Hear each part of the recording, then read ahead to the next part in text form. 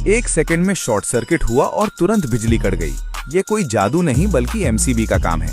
चलो 3D में समझते हैं कि एमसीबी अंदर से कैसे काम करता है। एमसीबी यानी मिनिएचर सर्किट ब्रेकर, जो ओवरलोड और शॉर्ट सर्किट से घर की वायरिंग और उपकरणों को सुरक्षित रखता है। इसके अंदर biometal strip, electromagnetic coil, contact और एक ट्रिप मैकेनिज्म होता है जो पूरी सुरक्षा को संभालता है।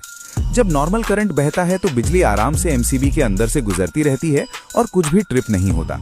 लेकिन जैसे ही ओवरलोड होता है, बायोमेटल स्ट्रिप धीरे धीरे गर्म होकर मुड़ने लगती है और जैसे ही ये ज्यादा मुड़ती है, ट्रिप मैकेनिज्म को धक्का देती है और एमसीबी तुरंत ऑफ होकर सप्लाई काट देता है।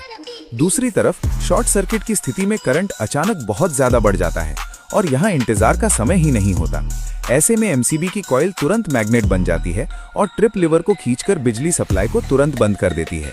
ट्रिप होते समय कॉन्टैक्ट के बीच एक तेज आर्क बनता है, लेकिन एमसीबी के अंदर मौजूद आर्क चेंबर उस आर्क को सुरक्षित तरीके से बुझा देता है ताकि कोई नुकसान न हो।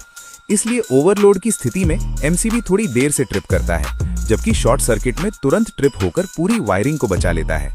और सबसे अच्छी बात यह है कि फॉल्ट ठीक होने के बाद एमसीबी को बस फिर से ऑन करना होता है। फ्यूज की तरह बार बार बदलने की जरूरत नहीं पड़ती।